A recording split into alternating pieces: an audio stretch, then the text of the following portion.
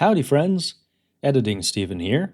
We made it through another year. Nobody asked for it, but we did it anyway. We thought we'd put together an episode of some of our favorite moments from 2025. In order to separate clips, you'll hear this soundbite from our close personal friend of the show, Nicholas Kim Coppola. Step away from the bike. When you hear that, it means it's a new clip. Thanks for making 2025 great, and here's to 2026 from your friends of the Stale Popcorn Podcast. Popcorn. Popcorn. You forget about things like stale. Popcorn. Popcorn, stale popcorn. Popcorn. Pop, pop, pop, pop. This is the Stale popcorn. 28 years later. Took you 28 years to say that, Chris. Gosh darn. Danny Boyle. What? Sorry. Danny Boyle directing. You know Danny Boyle? He directed Sunshine. Anyway, this one looks good. It's got Aaron Taylor and his Johnson. Dude, he's in everything. He is. It's got Lord Voldemort. It's got Lord Voldemort, man. Is he in it? Yeah. Step away from the bike. Yeah, I like in movies where you have one perspective and then you go like do a rewind and you see the other person's perspective of the same thing. I got just the movie for you, Steve. Pray tell. Vantage Point, starring Dennis Quaid. Did you ever watch that? Is that when that guy gets assassinated? Yeah, you get like 8 perspectives. I don't want 8, maybe 2. Give me a break. No, you get an 8. You know what? I'm going to watch matter. it and report next week. How about that? Sure. Vantage Point. All right. I like Dennis and his Quaids. I remember thinking it was fun watching it as like a 13-year-old. Doesn't that have Forrest Whitaker in it? Oh, yeah. Is he the president or the president's bodyguard? I think he's Who's just the some president? random dude in the streets. Does he play the butler? The president's butler like in that other movie he's in? No. I think Quaid is the bodyguard. President, I can't remember. I'm sure it's probably. Isn't Jim Philip. Caviezel in it? I'm sorry. Jim Caviezel. Frequency I'm thinking of, not Vantage He's in Point. that. Oh, is he Isn't really? Is he in Is it? he in Vantage Point? For some reason, I'm thinking he's like a terrorist, but I think he's the terrorist in Deja Vu. He was really on something. Whatever happened to that guy? He played Jesus and then Hollywood blacklisted him. Guess that'll do it. Yeah. Step away from the bike. So this one sounds like a more of a comedic tone then with Jack and Paul, right? Yeah, I think so. Okay. I mean, I like Paul. I like both of them, yeah. Good I don't parent. care too much for Black, per se. Jack, I should clarify, but... but I like... What? Freudian slip there. Yeah, but I do like Paul. Step away from the bike. Day of recording, it is Chris's birthday, everybody. Happy birthday, Christopher. Well, and thank you. I got a little surprise for you. Oh, let's hear it. I had a close personal friend record something for you. He was more than happy to do it. This is my gift to you, so we'll roll the clip here. Hey Chris, it's me, your favorite actor, Keanu Reeves, aka John Wick, aka Neo from The Matrix. People think we used wires on that movie, but we didn't use shit, man. We didn't use shit. You know, I was also in The Lake House with Sandra Bullock, but nobody wants to ask me about that movie, even though there was a night I ate 47 pizza rolls in one sitting. Anyway, your friend Steven reached out to me and told me it's your birthday. So happy birthday, sport. Hope your day is as cool as my real-life stunts from the John Wick franchise. Remember when I fell down 222 steps in John Wick 4? Anyway, happy birthday, and be sure to see my new movie, Sonic 3, in theaters now. All right, are you going to Venmo me now, or...? Wow, you got him, huh? I got him. Wow. Just a personal happy birthday to you. So happy birthday, Chris. That means a lot. You have 10 new messages. Hey, just wanted to follow up. Still waiting on that payment. No rush, just whenever you have time. Hey, it's been a couple days. Just let me know when you can get that payment in. Thanks. Hey, it's Mr. Reeves here. I'm pretty sure you have my Venmo. Just if you can get that to me ASAP as possible, that would be great. Hey, listen. This is like the 4th message I've left you. I did your stupid happy birthday thing. So can you just pay me? I'm pretty strapped for cash, man. Like, times are tough. And even Shadow the Hedgehog has bills to pay. So just, could you please Venmo me? I know you have my Venmo. Thanks are, actually, no thanks. You'll get your thanks when I get paid. Listen, I need you to get it together, man. Like, seriously, this is so unprofessional. Seriously unprofessional. You reached out to me? Do you even understand that? Like, I acted with Willem Dafoe. So, pay me, man. Do the right thing. 2 words, 2 syllables, 8 letters. John Wick. I will gun fu your ass so hard. Your ass is grass, man. You are cruising for a bruising, and I am your cruise captain, and my name is Mr. Bruisin'. Hey, man, yeah, I'm here. I'm at the address you sent me. I said in person was fine, but like, this place is sketchy as hell. Even for me, Keanu Reeves. Wait, I think I see you. Yep. Dude, are you being 100% right now? Are you being 100% serious? Right now. Oh, I'm sitting in my car. I'm 40 miles outside of town looking at the money you just gave me. Why on God's green earth is there a picture of Mr. Krabs on here? Where the hell did you even get this? Like, honestly, man, you're done. Done. Good morning. Did you sleep well? I'm betting you found that special package in your car. Gotcha. I got you, you stupid slut. Where I'm from, we call that a good old Chicago sunroof. That's what you get for breaking my balls. Good luck getting that out. Don't ever mess with me again, man. Step away from the bike. I mean, The Rock's done serious things, but I just don't think anyone takes him Scorpion seriously. King here? What else we talking? Yeah, Scorpion King.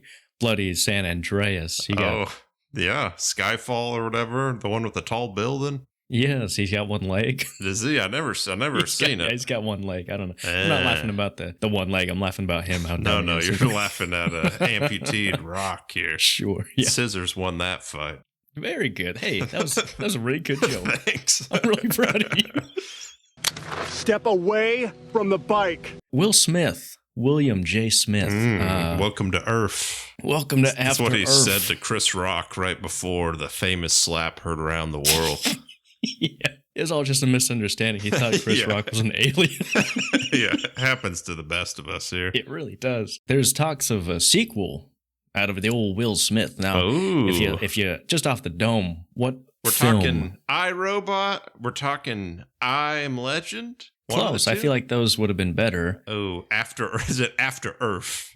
Which is Yeah, kind of no. weird. I never realized he was in a movie called After Earth. Welcome to After Earth. Yeah. Pursuit of Happiness, is it just like a sad sequel where they go bankrupt and they all slowly die and I think AIDS are involved or something? No? Oh, geez, yeah. No, Hancock. Oh, all right. What is it? Just Hancocks? Yeah. What? Two hands, two cocks. Sorry. Okay. Jeez. Anyway. I'm so tired. Is it really Hancocks here? Do we have a name for it? Is it untitled? There's no name. Step away from the bike. How about you, Steve? You liking? I changed my daughter's diaper earlier, and I left one here. One sec. Oh, sorry, it's not a dirty diaper. It's the script to Captain America: Brave New World. This was dog water, man. Anthony Mackie, he's good. I like him it seems like a chill guy, and he's doing heavy lifting in this, man. I like him as an actor. He's great in Twisted Metal. He's true. really good in that Black Mirror episode where he has relations with Bangs that other his guy. friend. Yeah. Mortal Comeback. I'm going to cut that out. Maybe I won't. I don't know. That's good. Sorry. Yeah. Step away from the bike. You got Chris, who is played by... Do you recognize him? He's a member of the Peaky Blinders. What's his name, Michael? I don't remember, but Michael. I know he's Joe Michael, Cole's my name's brother. Peaky Blinder. Did you know that? By order of the Peaky Blinders. Did you know they're brothers This in real life? establishment is void of the Peaky Whatever, Blinders. screw you. Step away from the bike. When I think of James Bond, for me, I think of the fun action sequences of Daniel Craig. Him I just think of Daniel Craig getting smacked in the balls. That's all I can. That's the exact action sequence I was referring to, Chris. But no, I think Nolan, I don't think he can do action sequences. Of course he could do bloody action sequences. Name 3 action sequences that he's done that were like, that's a good one. Batman breaking his back from Bane. It's a bit of a messy fight. I don't know. Talia al Ghul's death scene, okay? Oh, breakneck action, pun intended. Tenet, there's something, right? There's something there. Yeah, I don't know. Yeah. Dunkirk. My point being, I feel like Christopher Nolan's known for big outside the box ideas for the most part. Maybe he takes James Bond to space. That'd be fun. We need some nice twist. They should have M. Night do it. Ooh, that'd Can you be fun. imagine that? Yeah, James Bond. What if it's still Chris Nolan? He's James Bond running backwards and forwards to something. I don't know. That'd be fun to see.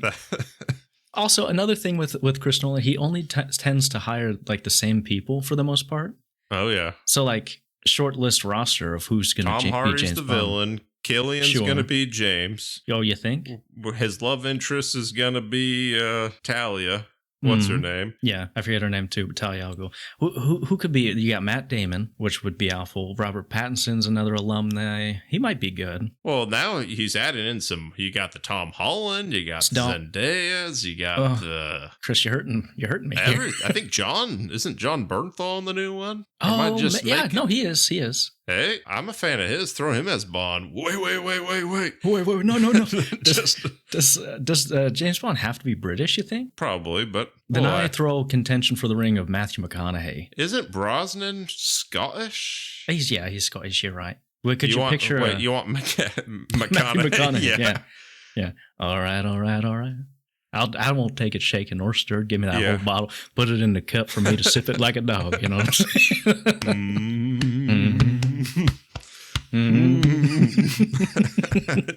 Anyway, we're getting off topic here. Chris Nolan potentially filming a James Bond movie. We'll see. I don't know if I like it. Step away from the bike. All right. Well, with that being said, should we talk the main course of this episode? Or should I say, should we gorge on the gorge? Yeah, let's gorge. But spoilers on this. Yes. Should we spoil what's in the gorge, or? Oh yeah, let's we'll get in there. There's so much. Yeah, let's spoil what's in the gorge. They drop them off. Maybe we talk while we go here. Let's talk about a series of events that happened. Let's talk about Anna Taylor-Johnson or Taylor-Joy. She's a sniper. She shoots the sitting in the crow's nest for 10 days. Yeah, she kills the Prime Minister, Reverend Snipes. Oligarchy here. Shoots him dead in the head. He dies. He's got no heirs. His bloodline's tarnished. They're ruined. And she's some sort of KGB. No, keep doing it in this voice. I want to see. And then it cuts to Miles Teller. It's got Sigourney Weaver. She's like, hey, you want to do a job here? And I got a peculiar set of skills. All right, you're done. I'll tap out. Okay. Your turn. You got bloody Miles Teller. Miles Teller purposefully deepening his voice. Did you notice that? Yeah. Miles Teller, I don't have a job. I got no one who loves me. I'm retired. He's retired. Bloody Sigourney Weaver comes up and he said, we need a job for a mission.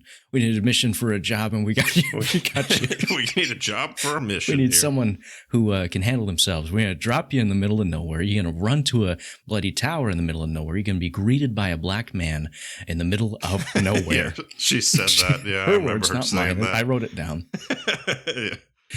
He gets to the tower. He's instructed that for 1 year, You will not have any contact with anyone. And all you got to do is watch the Gorge. Make sure nothing comes out of this gosh darn Gorge, so help me. And he's like, sure, let's do it. Let's do it to it, buddy. Give it the old college try. Did she say like he's getting a good paycheck here? I was kind of multitasking. Compensation was never discussed, Christopher. He was just doing it for free. It's just like an internship. That was my interpretation. Yes. Yeah. Okay. Put something on his resume. Anyway, so he's doing his rounds, doing all the radio checks for months, and he goes and he looks across, and he's clearly instructed not to talk to anyone on the other side. But they got these binoculars, by the way. Can I get a pair of those? Oh, yeah. They see the Gorge is freaking like a mile, maybe 2 miles wide, would you say? Oh, yeah. Sure. Sure. And he sees, it just so happenstance that the new person on the other side, coming up the same day, is the ever so attractive Anya Taylor-Joy. And it starts off as this paramilitary, like, you got a mission, you got to do this, sort of thing. And as quickly as I finish this next sentence, it turns into a different movie entirely. Oh, yes. Now we're into, I kid you not, somebody looked at the Taylor Swift music video, You Belong With Me. You Belong With Me. And said, let's make a movie out of that, but only for about 40 minutes. I kid you not. The whole time, they're just writing notes to each other with big giant markers and whatever, and they're flirting. They're having a good time. They're playing chess. They're shooting stuff. Yeah, she says, knight to E4. Yes. Ooh, exactly. He's going to sacrifice himself. Yes.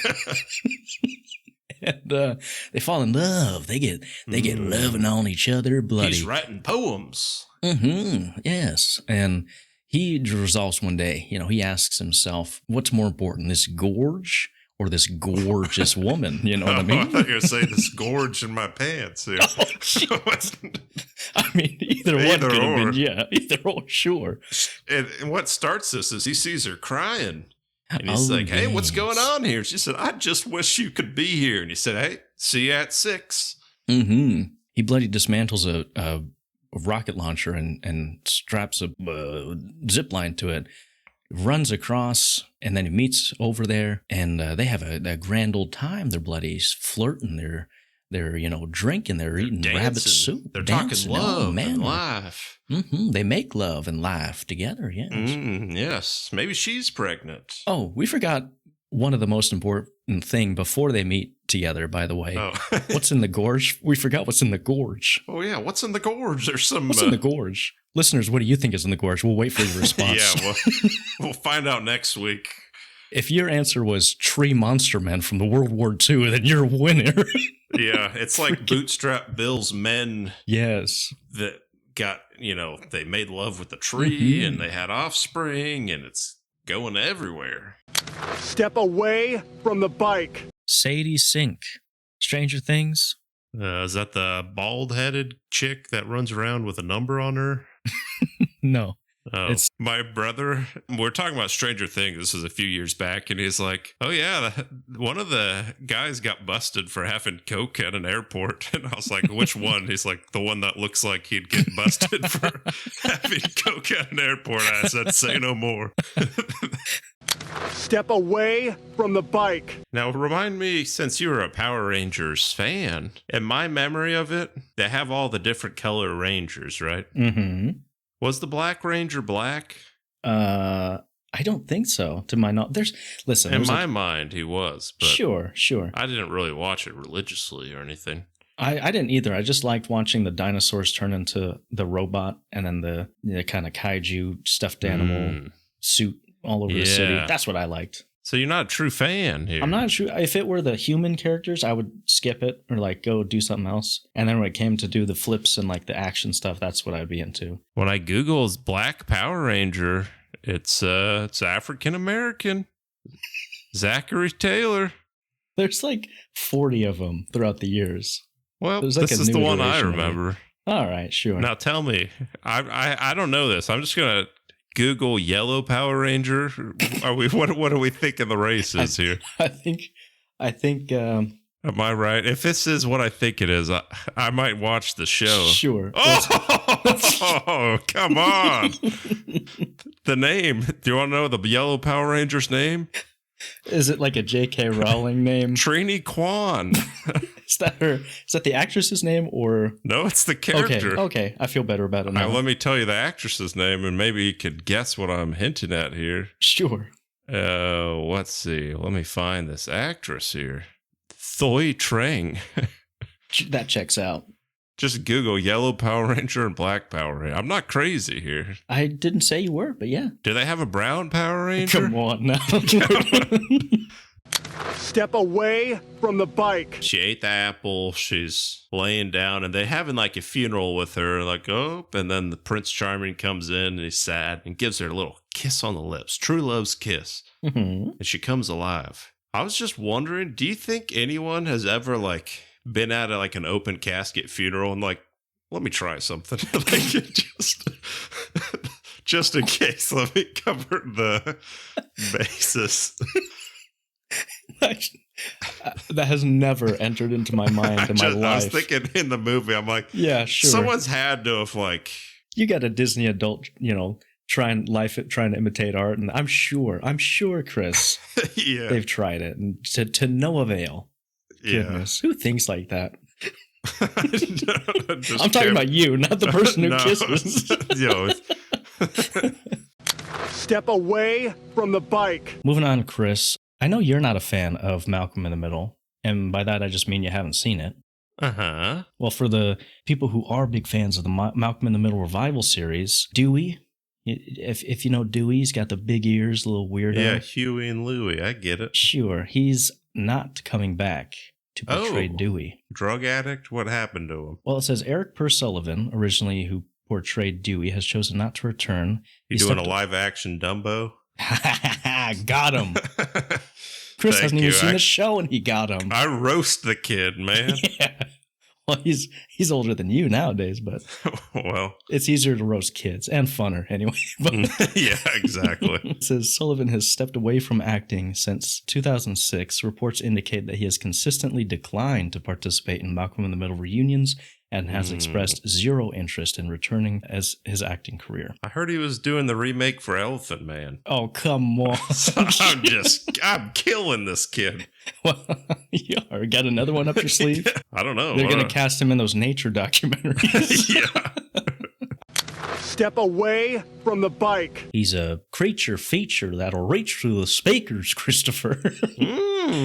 He's a retired military investigator. Each season is just his adventures. This season, he infiltrates an arms dealer operation, brings them down from the inside. I'd probably say the first season's my favorite. You know anything about Reacher? Just a specimen of a man. Lab experiment, you know? Yes. He's Captain America gone right.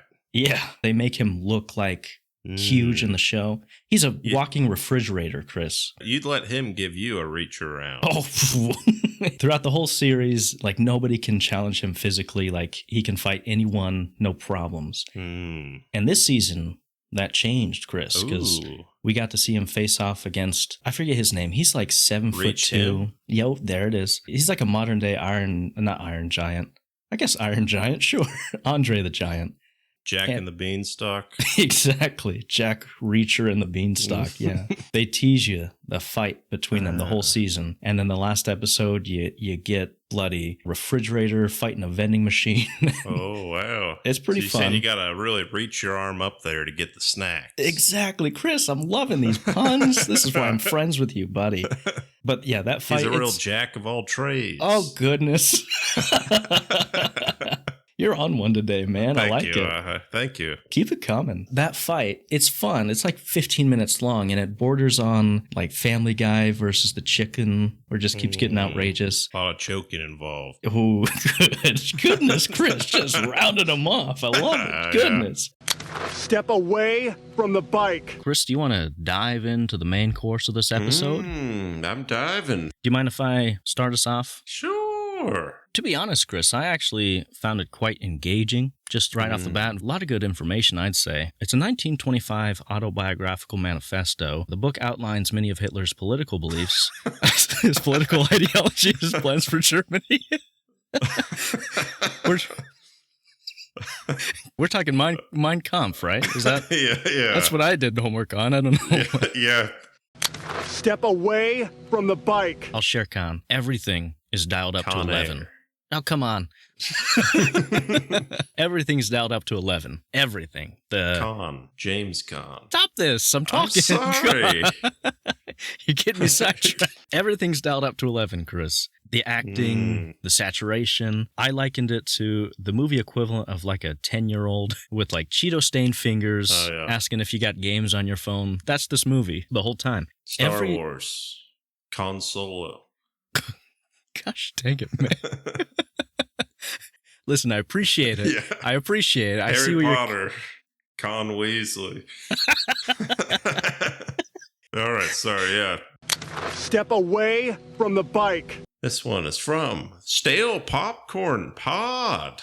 Oh, I wonder who this could be. Lara Croft, Tomb Raider, 3 stars. My friend used to watch this movie when he was about 11 or 12. He told me in great detail how he broke the A-B repeat button on the remote to his VCR during that one scene of Angelina Jolie. Oh, man, yeah. Wherever did you hear this, buddy? I don't know, just I had a friend one of these times that he just, rambled on about it. I guess. Yeah, funny. I never gave consent for you to say this. Through a public forum. Good thing you didn't review Scorpion King. Ooh, yeah. Step away from the bike. I'm not like ecstatic about it. Do you want me to be excited about it? I can act real excited if you want me to. I can act excited too. All right, let's do this. Let's be the typical bros, MCU bros. This looks amazing. It is true to the comic book lore. The Thing, he looks like a thing. He does. Okay? Comic book accurate, brow and all. Love to see it. Mr. Fantastic is fantastic. Absolutely fantastic. We finally saw his stretching powers in action. I was afraid the CGI wouldn't be as good as it is. Fantastic. This isn't even the final product. We finally get to see Julia Gardner's Silver Surfer. Let me tell you here. Some people, Chris, are complaining that it's a female. And me personally, since I'm an avid reader of the comics, I hate to break it to you, neckbeards. It's comic accurate. It is force. accurate. Oh, accurate. She's great. She's not gray. She's not white. She's silver. Silver, let me tell you, a little indeed, silver yes. fox, if you ask me. Oh, Steve. yes. You'd be correct in that assumption, Christopher. Don't even get me started on Invisible Woman. She is invisible. Exactly. And we see the powers forthwith. Are we done with this? Gosh. Who's the last one? Flame on. I'm flaming on when I see him here. Oh, exactly. There's a He's shot got of his me butt. hot. Did you see that butt shot, Chris? Oh, yeah. Joseph Quinn. More like Joseph Wynn. There you go. That sounds good, right? Step away from the bike. Probably more on me. But when Michael B. Jordan, he shows up in my theater, I'm a little hard of hearing, I am. So I can't always hear the dialogue. But he shows up and he goes in and there's this woman and she's selling jam or something to the kids. And he's all talking to her. And like the whole time, I'm like I thought it was his mom. He was just like, he's just like chatting with his mom. And then something happens where she just like starts touching him. And then they just kind of go into this sex scene here. And I'm just like, I know it's the South, but like, what's going on here? Like, I was like, man. I'm starting to think that's not his mother here. At what point did you think it wasn't his mother? Too far, I think. Oh yeah, then yeah, you should probably get some hearing aids so that that doesn't I just happen missed again. that. It was just, again, probably more on me than them, but yeah, it user took error me there. aback a little bit. I was like, oh. Step away from the bike. Fight or Flight, starring Josh Hartnett, that chick from Bridgerton. Sure. Katie Sackhoff. The bee lady. What? I think. The bee lady? I see my wife watched the show. I remember there's some lady that she can't get stung by bees. I think it might have been her. But I could just be profiling right now. You're on the right track, Christopher. However, you seen the show? I'm an avid watcher of Bridgerton, Christopher. I have a wife who loves it, therefore I love it. So, no, you got it all wrong. Jonathan Bailey's father died from being stung by a bee, Christopher. Oh. Therefore, when Jonathan's love interest is near bees, he is worried, Chris. He's worried for her life that she might die because he's such an idiot. His dad was allergic to bees, so he thinks anyone who's stung by a bee will get killed by a bee. So he's an idiot. What season does Jason Statham come on? I can't remember.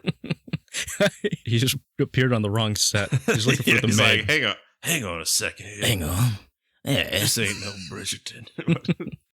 Step away from the bike. Question, maybe for my pilot buddy Dage here. If you're listening, comment below. If you don't, I'll know you're not a true fan here. Yeah. But how long can you fly a plane when there's a hole in the side of it? Because they blast a hole, and at first, people are flying out, and then they go down in altitude, and then it just seems like it's fine, and they just keep flying normally. I don't know. I'm no meteorologist here or mathematician, but I'd assume it'd be hard to fly a plane because it's not like even with a small hole, I still feel like it'd be hard, but it's like a pretty giant hole in the side of a plane. Yeah.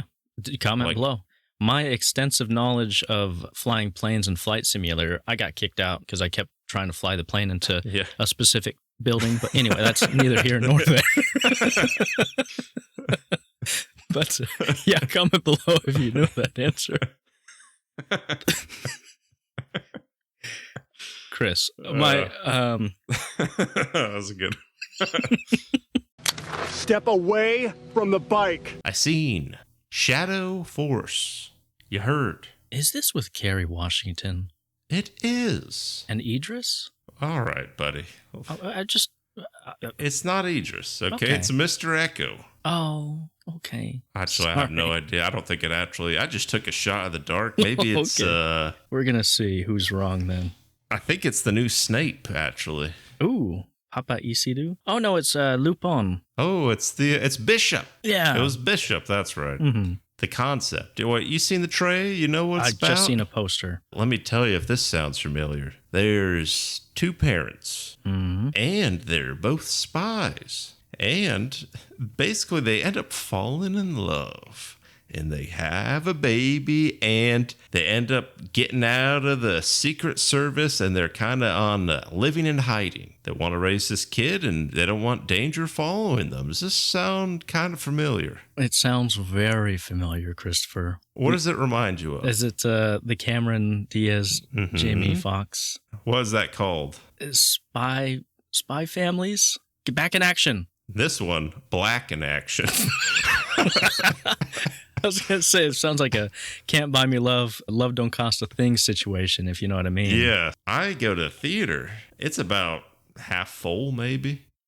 Let's just say I was the only one not black in action here. Okay. They would be like, they'd say something like, they'd be like, hey, Jeremy, come here. Jeremy, and then the theater was just hooting and and I was like, what was that? Was that a joke?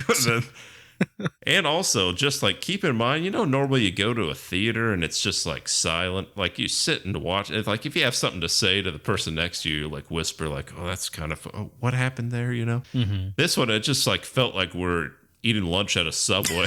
Like people be like, "Oh no, he's gonna shoot him, isn't he?" And I'm like, I think so. I mean, throughout the whole movie, which if it was a different movie, I'd probably get more annoyed. But this, I'm like, I don't really care. It was fun, But yeah, throughout the whole time, the theater loved it. And I thought the movie was like fine. It was better than Back in Action. It's like Friends. Like if you watched Friends and there was no laugh track, you wouldn't know it's a joke. At least me personally. And it just felt like that the whole movie. I'm like, oh, they're laughing. I guess that was a joke. Just like things like that. I felt like Michael Scott, and he's like, oh, I love inside jokes. Love to be a part of one. I'd love to be a part of them sometime. Because I'm like, clearly they're hitting their audience here. But it just all of them just went right over my head. So you're saying there's a slight cultural divide? I guess. I guess so. And then, as I'm leaving the theater, everyone's like, oh, man, what? That was a great film, And I looked because I was curious. Critics, I think they're more of my complexion because they gave it like a 20%, but audience gave it an 85%. So Okay. Step away from the bike. I have to sing praises, Christopher. I really have to shout you out and let the audience know you're the man, I appreciate you. You know why? Because Chris had done more homework for this episode than I think he ever has for anything in his college career. Am I right? Yeah, I did about the same, I'll say. I will admit here. Yeah. So I had been begging Chris to watch season 1 for years. And then when it was time to do this episode, he shotgunned season 1 and 2 in like how many days? Well, before you get too nice on me, Steve, here, I gave it the old college try. Oh, praise revoked. Praise revoked, Christopher. Everyone who listened earlier, no. Because I had seen part of first season. I was just running out of time, Steve, so I watched what were the best episodes, statistically speaking. Oh, boy.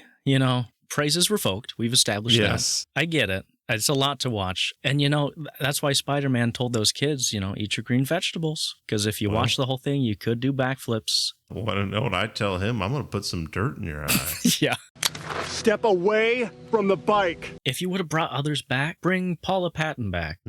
Philip Seymour Hoffman. Yeah, I'm sure you could rise them up from the grave. Also, I just realized this. Not enough masks in this one. Yeah. That's the most fun part. There was only 2 at the beginning. More. You could have just brought back Alec Baldwin from the grave and been like, oh no, it was someone with a mask of him that died in that other movie. Yeah. Just bring back anyone. Yeah. Bring back John Voight. Emilio Estevez. Henry Cavill. Well, he's pretty concrete dead. He fell off a cliff and then maybe someone wearing a Henry Cavill mask fell off a cliff. You hear what I'm saying? I hate to be that guy, but his face actually got burned on the side, and so therefore we know for a fact that it was not a mask, Christopher. Well, maybe there's technology. Yeah, right. That's right. He had 2 masks on. He double protection here. Yeah. He doubled up here. Yeah. Step away from the bike. Yeah, he's got a ball. It's one of them airless balls. You seen those? I have seen those. They look weird and fun. Speaking of airless balls, you heard of those pumps? What? Those pumps, them ball pumps. No, what are you talking about? They're the talk of the town here. You stick it in there, you pump it 1, 2, 3 times, you get hard as a rock.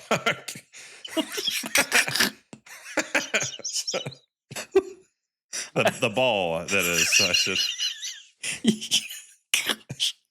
Oh man, I couldn't know less of what you're talking about right now. Well, that's we'll funny. just leave it at that. Sure. Step away from the bike. I went to a convention with a friend of mine. Shout out to Cole. We had a grand old time.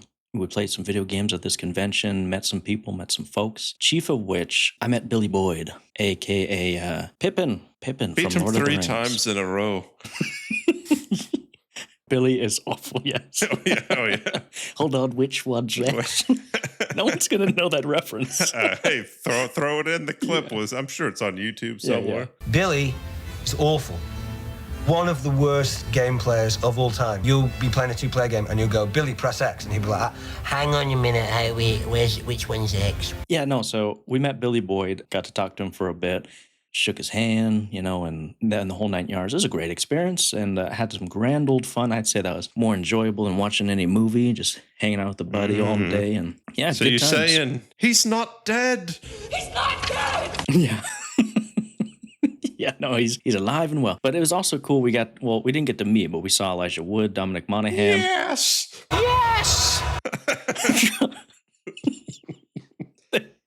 I actually got so good at the game, I could Make it levitate my float. Yes. float. I remember as a kid, I was like, how the hell did he do that? Me too. I've actually made the controller float, and without touching anything, I've managed to play the game. It's only happened a few times, but... Oh, man. Again, nobody's going to know what we're talking about unless you're a weird nerd like us. Anyway. Yeah. Step away from the bike. Materialists. Oh, boy. You heard of this? Yeah. You know what? Mm-hmm. I've heard of it because I seen the dang trailer with Pedro, and I was at the theater. 50% of the trailers had Pedro, and this was the one that broke the camel's back. I was like, I don't want to see this because Pedro's in too much stuff now. Get it out of my face. Oh, you're against I think our boy, I'm getting... Joel? Yeah. He's... Mr. Fantastic? Get him out of here. I don't want to see him that much anymore. I guess they're trying to make it seem like he's not super hot, but I mean, he is. Oh, yeah. I mean, who are we kidding? Who are we But kidding? he's poor, and he's not as rich. So he's not and as hot anymore. Is she going to go after this Richard Gere type? The older, handsome, charming, may shove a few animals and crevasses, or go after the Chris Evans here, the poor but hot. And, they got that little spice between them. It's all about materialists. Weddings are just a handshake agreement. We do this and that. And it really goes in on this. And let me tell you, Steve, I hated this movie. It was so, I did not like it. I thought it would be like a Hitch, like a rom-com. Yeah, that's what it was marketed as. Which I guess is probably more on me, but it's nothing funny whatsoever. I think I just don't like Dakota Johnson. Is that fair to say? I like her daddy. Yeah. I think he's Magic? fun. Magic Johnson. Hey, he had a heck of a run with the Lakers here, before the incident. So Pedro, he's the hot, but he's kind of a sociopath, I guess. Where he's like, we're compatible together. You fit my needs, I fit yours. I'm rich, I'll give you money. He doesn't really care about the love. He was a short guy. He got that surgery to make him 6 inches taller. They did that break the bone, grow the legs. Okay, and the legs. Sorry, gotcha. I thought you meant another. Sorry, okay. Yeah. Step away from the bike. Well, Chris, I got a question for you. You been watching anything lately? I got 3 letters for you. L-E-O. Elio? Elio. Oh, the Pixar movie? Yeah. That's not how you spell it, is it? Elio. That's what that's called. But that's not how it's spelled, is it? You're supposed to just laugh and say, good one, Listen, good job. I know I'm That supposed to was yes and hilarious. you, but I just don't feel like it right now. No, you got to yes and me. Okay, yes and. Yes and Elio. Yes and Elio. Elio, my forgiveness be given me. You heard of this? You seen this? You seen the trailer? You heard of Pixar? You heard of Disney? You Disney nut? What are we talking here? Yes and. We're going to work on this here, buddy, all right? Yes and. I go somewhere. You got to go with it. You can't say no. Yes and. So yeah, you were telling me you recently came out of the closet and... Yes and. You got to go with it, buddy. I was real scared. I couldn't do it. And so I went right back in. Yep. Well, thanks for sharing that. That was very brave of you. Thank you. But Elio, it's a children's movie about a kid who wants to get abducted by predators. by aliens. Oh, sorry. Yeah. Steve, I kind of got something. Feel free to cry, shed a tear here. Rating wise, I'm not sure if I like her system. Yes and. I mean, I brought it up to the wife the first week, and she was like, "Why are you doing this? Why don't you just be normal?" She was like the mom from one with the Babadook. Why can't you be normal? Just have a normal rating system. 1 out of 10, 1 out of 5. You idiots! And I'm like, hey, sorry. She's really Yoko Oneing us right now, Christopher. This is where it starts. This is where a fractured podcast starts. Yep. I don't know. What do you think, buddy? You want to just be normal guys and do a 1 out of 10. Well, because some of these I'm like, because you got good movie, I liked it. Bad, I didn't like, yada. But I'm like, some of them I'm like, it doesn't fit. It doesn't apply to me. And this one doesn't apply to you? Well, just, yeah, kind of. I don't know. All right. And so I'm like, out of 1 to 10, what? Am I offending you? I can see a tear coming out of your eye here, Steve. I don't want to talk about it right now, but it's fine. I'm sorry. Listen, Should I? It's fine. This is my truth. It's if you live your truth, my guy. You live it. You live it hard. So just if you want, oh my gosh, if you want to just give it a 7 out of 10 or whatever, just please. I'm sorry. Okay. I should have never chose my wife over you. What was I thinking here? It's fine. Just give it a rating, please. Just go. Giving it a 6. Oh, okay, good. I just kind of like saying something as I don't know. I'm sure we'll change it in a week, but yeah. I mean, you gonna give me this attitude the rest of this episode? I might. Yeah. No, you don't even. No, I'm not do mad. Not know I'm how not even mad. I'm not even going to keep it anymore. Gosh dang, Chris. I'm so flustered. I'm so angry. I'm sorry. I'm working on my improv skills, if you couldn't tell. No, you're angry. I could tell. I've seen that look in your eye. That furrowed brow. No, I don't give 2 cares, Chris. I just want to know how you thought of it. If you want to go back and forth, just do a number rating or whatever you want to do to the 3 people try who the listen to numbers. this. Let's ask Yeah. our number 1 listener, Big Die. Yeah, you tell us, buddy. You tell me. Yeah. You tell us. He'll be the deciding factor.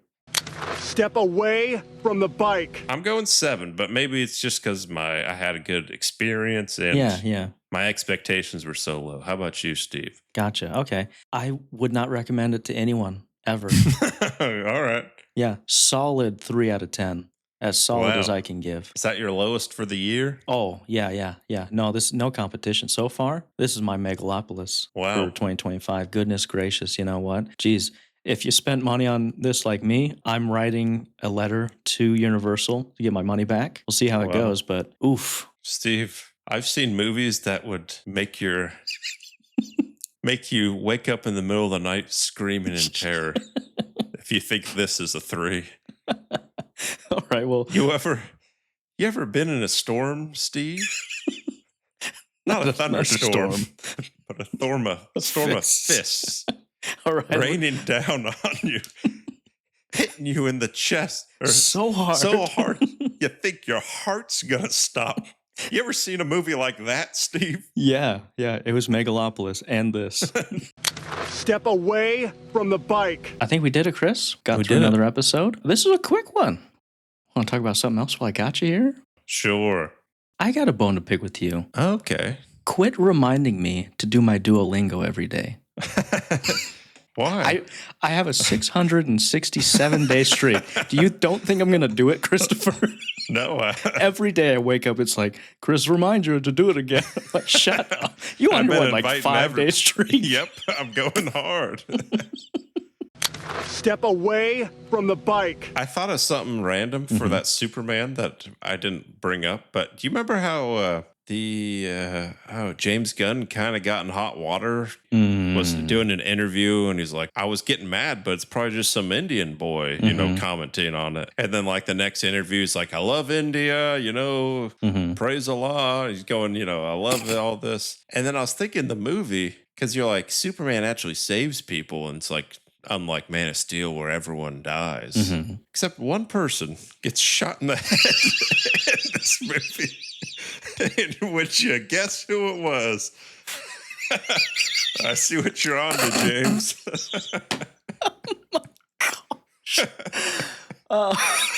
You thought he was sneaky. I know what you're up to, James. Here. Oh, jeez. Oh, man. Not so subtle, are we, James? Huh? Yeah, come on, James. Step away from the bike. I did see one other film, and it's what we're talking about. Fantastic Beasts and Where to Find Them 4. Oh, you pulled the rug. You I pulled the rug know, out it for wasn't me. that good, but Fantastic Four First Steps. Steps. Because of baby. Yeah. Spoiler alert. Oh. I guess they're showing in the trailers. Sure, fair enough. But Chris, we actually have a very special surprise for the listeners here. First time guest we have on the show for us here. He's one of our close personal friends. I met him a long time ago, and he's just a great guy. Everyone give a warm welcome to Keith. Keith, you want to take it away for us? Hi.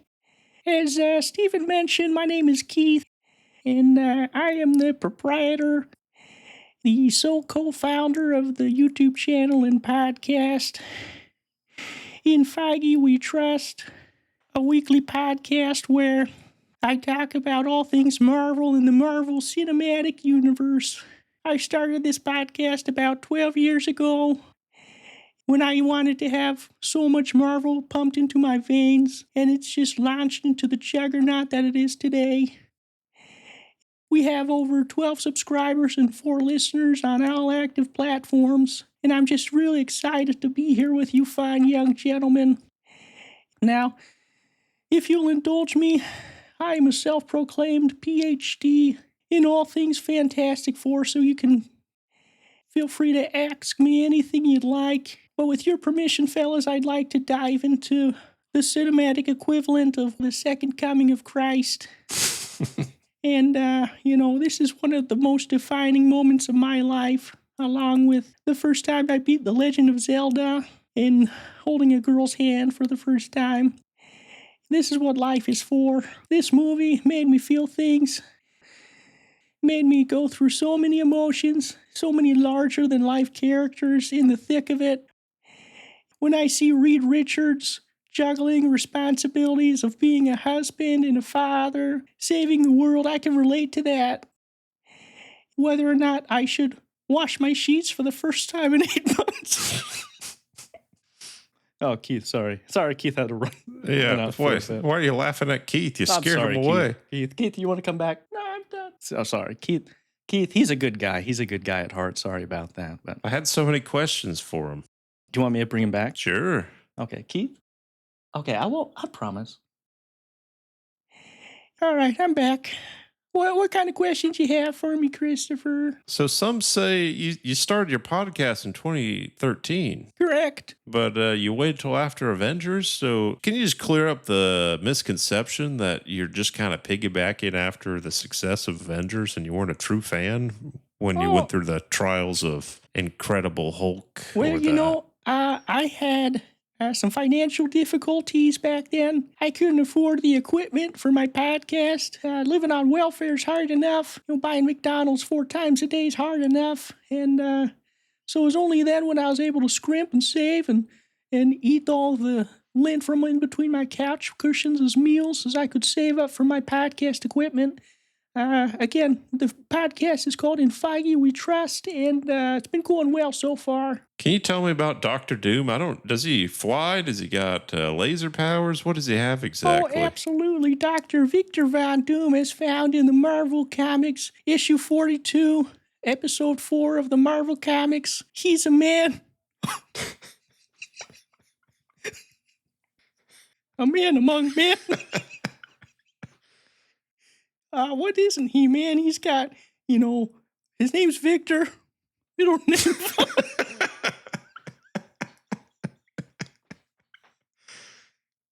Keith, you okay there? Yeah, sorry. I just get so emotional talking about Victor. He's the liaison of the Latvian country of Latvia, past lover of Susan Storm, main antagonist of the Fantastic Four. Now, Keith, most people kind of trashed the last Fantastic Four film with starring Michael B. Jordan and Miles Teller, but as you've famously said, that's the greatest Marvel film of all time. Can you just give a quick summary of why it is and why that's better? Yes. In your words, better than even Batman Begins and The Dark Knight? Oh, easily. As I said, I have Marvel pumped into my veins. Anything that Marvel produces can do no wrong. There's always something to be good from it. From just off the jump, Miles Teller perfectly cast as Reed Richards. Jamie Bell is the Thing. And it explores certain themes, body horror that we'd never before seen before in a Marvel movie. It's a great movie, Chris. You agree, Steven? Yeah, it's all right. It's fine, Anyway, that's my opinion, but it's the main Fantastic Four, the one I just saw, fantastic, pun intended. A grown man like myself, single by the way, ladies, tears leapt from my eyes watching this film.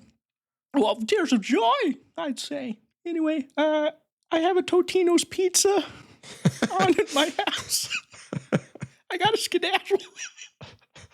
Keith, he's really out of here. Jesus. All right. Thank you, Keith. Thanks, Keith. Thanks. Anyway, that's Keith. He's the biggest Marvel fan I know. Honestly, I can't get him to stop talking about Marvel. Step away from the bike. So, theater experience. I was at the theater and go to the bathroom right before my movie. I walk in and there's an old man, not like so old that you're like, is this guy senile? He's probably like in his 60s. He's like 5 feet away from the urinal, pants like 4 inches down from his waist, and he's got his shirt untucked in his mouth. Just member flying everywhere. And he's trying to do his belt. It's like he's attacked by a ghost or something. I was like, sir. I just walked out because I was like, this must be a mistake. I shouldn't be here. But yeah, it's a good thing I didn't see him later in the theater. Step away from the bike. Well, with that being said, buddy, old pal. Yes. Do you want to dive into the movie we're watching today? Freakier Friday. Double the freaks on one Friday. Wait, let me just ask you. Did you watch Freakier Friday? Yeah. What'd you watch? I thought we were doing weapons. Are you being real right now? Are you doing a bit? Are you doing a bit right now? You told me weapons. I told you Freaky Friday. Weapons. Are you yanking my chain right now? I'm not. I haven't seen it. Are you being 100%? Wait a second. Chris. You're doing a bit here. Chris, You got to be Christopher. doing something. Christopher. What? Cards on the table. I'm not. I haven't Did seen you really it. watch Weapons? Yeah, that's what you said you were doing. Look on the schedule, man. Look at the sheet. It says Freakier I was Friday. going off of what we said. Oh. I thought you said maybe both or something. Well, this will be a unique episode, friends.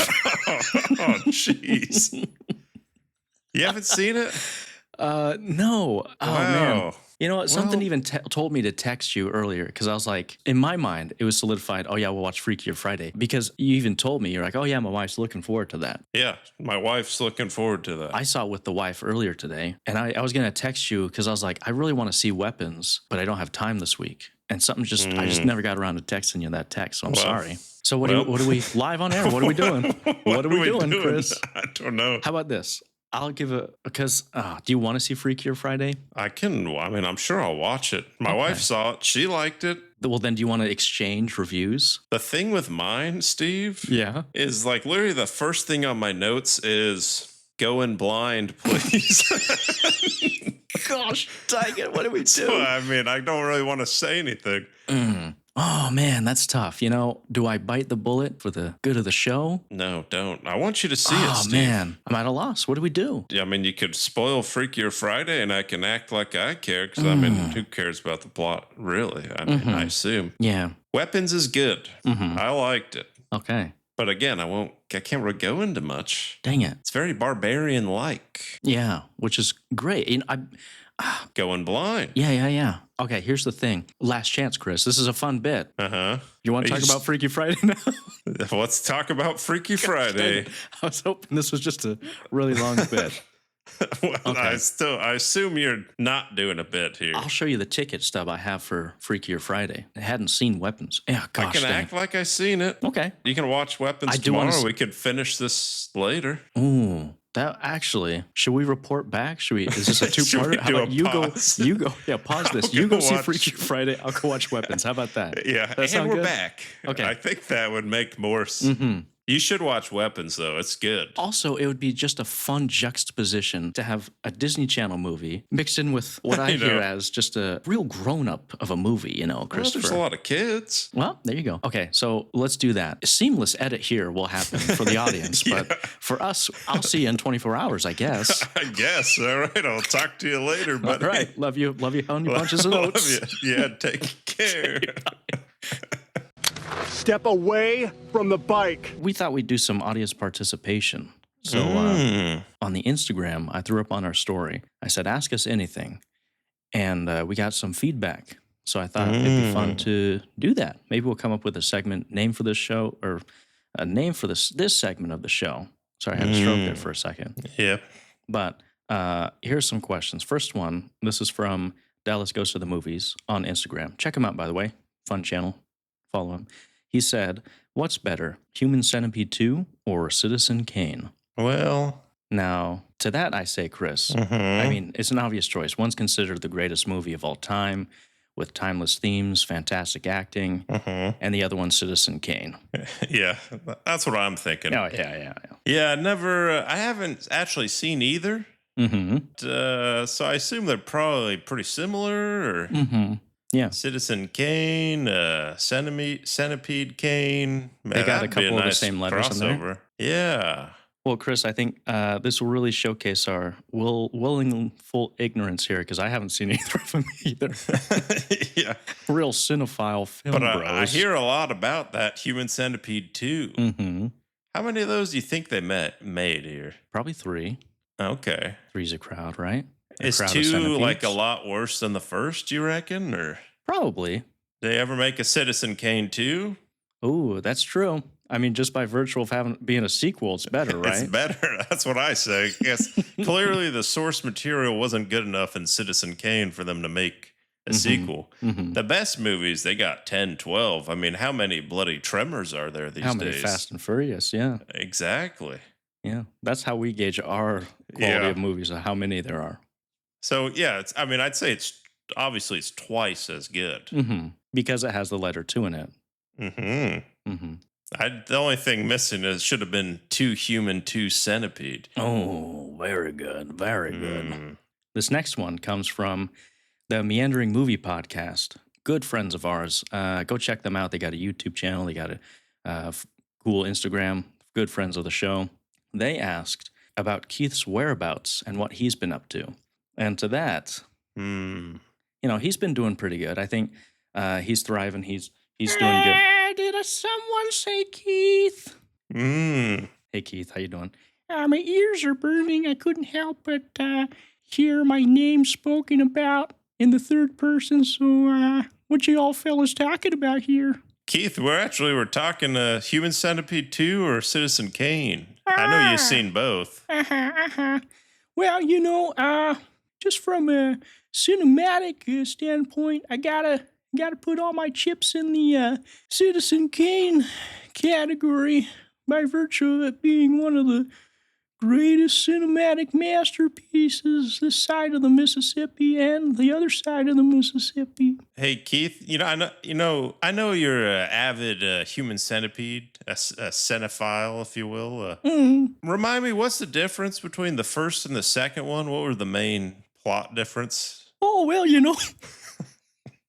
the first one is a more intimate kind of psychological thriller horror movie. And from my recollection, it only deals with the 3 people on the centipede chain, whereas the second one takes place in a different setting, and it's from the perspective of prisoners in some sort of prison chamber-like setting. So the centipede really lives up to the name and have over 100 people kind of smashed in there. Wow, that's pretty interesting, Keith. I didn't know that. That's pretty cool. Yeah. Well, I got you here, fellas. I'll share some Marvel news with you if you'll indulge me. Oh, yeah, let's hear it. I don't know if you guys have been keeping up with Spider-Man, our friendly neighborhood Spider-Man. Yeah, we got new set photos from Spider-Man Brand New Day. Let me tell you, fellas, just one of the greatest sights of my eyes ever to behold. Tom Holland looking comic accurate, as could be Steve Ditko inspiration right there. And it looks great filming in the United Kingdom right now, so it's just a lot of good stuff happening there. And can't wait for it. And remember, fellas, with great power comes a great big electric bill. Keith, okay. He's out of here now. Cool. Oh, fun. Thanks, Bye, Keith. Anyway, so there's Keith for you. He's a grand old lad. If there's ever maybe some Marvel news, we can bring him back to report on it. But I guess this has been our segment of some audience participation here. And if you guys ever have any other questions for us, shout us out, leave a comment, email us, and we'll get to it. But Step away from the bike. Chris, I got some new questions from the listeners here. I put up on the Instagram. I said, ask us anything for this week's episode. And I got a new treasure trove, if you'll indulge me. Where's my treasure chest? I want my treasure chest. I want it. Very good. So workshop in the name. If you have a suggestion for this segment, let us know in the comments. You got anything off the top of your head? Well, stale questions. Questions corner. Corner. Questions. Why you got questions for me? Questions that start with a K. We could do like a questions corner kamikaze. No, I mean what? We'll workshop it. All right. First one up from the Meandering Movie Podcast. Good friends of the show. Check them out. 2 questions, 1 cup. Continue. All right. Sorry. They said, what's been your favorite horror movie of 2025 so far? Go. Oh, horror. Probably Weapons. Yeah. I wouldn't say, well, You've seen a lot more than I have. I think if I'm going the one that probably scared me the most, or not that it's like I was more on the edge of my seat, was definitely Bring Her Back. Yeah, that's the one. I was like, I can't remember the name. That one, because to me, Weapons wasn't super horror. It's more of a thriller. It was more thriller. 28 years later was also good, but That's it wasn't. more of a thriller, yeah.